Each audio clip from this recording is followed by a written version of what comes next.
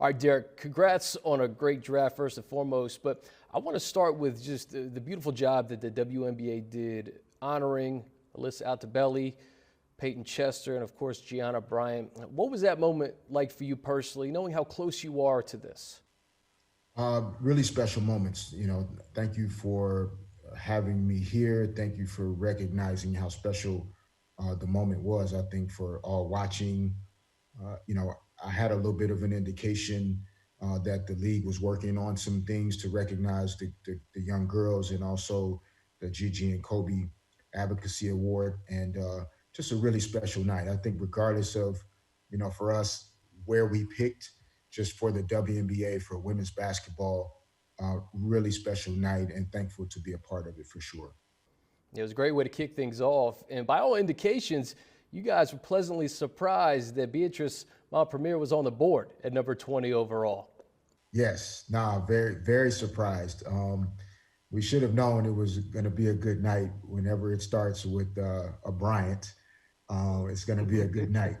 And so we were really surprised to still have Beatrice on the board at number 20.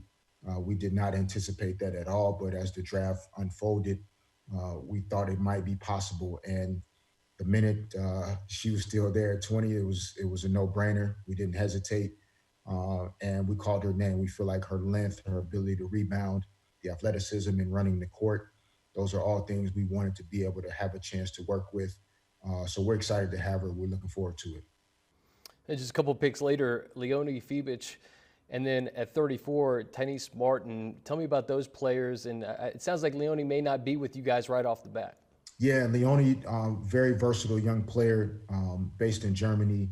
Really, really, really strong international talent. Versatile, 6'4", can shoot the basketball, finish with both hands. In the next year or two, she's going to be an amazing player. And so we're not sure if she's going to be in training camp with us right away. But we feel like at 22, we got a first round talent at 22. The same way we feel like we got a chance to take a look at Beatrice at 20. So we're excited for Leonie and then Tyneese, who has been really listed as one of those first to mid second round players. We're excited to still have her there. Also, toughness, athleticism, versatile. We want our training camp and to start our season to be at the highest level possible. So we feel like these young players are going to come in. They're not going to be afraid. They're going to respect our OGs and our vets, but they won't be afraid to get out there and get after it.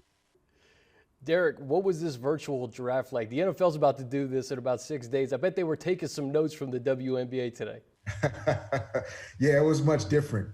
It was much different. Last year, my first W draft, having been through it on the NBA side and then experiencing it last year in the W, the virtual draft is a completely different thing.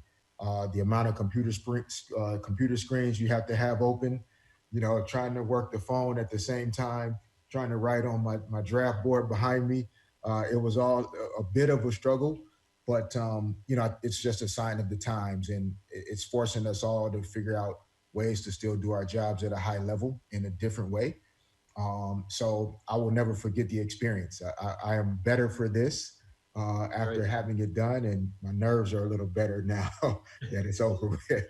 That's good. Well, you got three good players. And finally, this pandemic has obviously affected the entire world. In the sports world, for you personally and your team, how do you navigate these next few months, knowing that you guys may not be necessarily together for a little bit of time?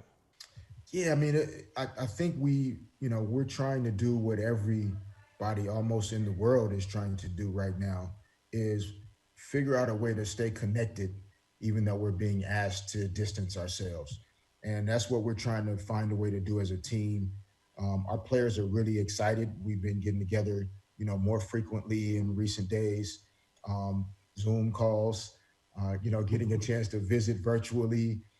Even those moments, even though they're brief, just everybody seeing each other, putting names to faces, players that have or haven't played together before, the joy of seeing another person's face that you respect and admire or you look forward to seeing, it still helps us feel like we're part of something, we're part of a group. So we're going to maximize that to the fullest.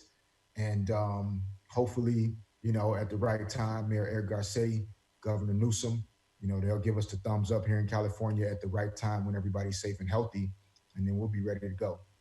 That's right, man. A special night for you and the Sparks, man. We can't wait to see you guys on the court sooner than later. Thank you so much for your time. Appreciate you, Chris, man. Thanks for having me.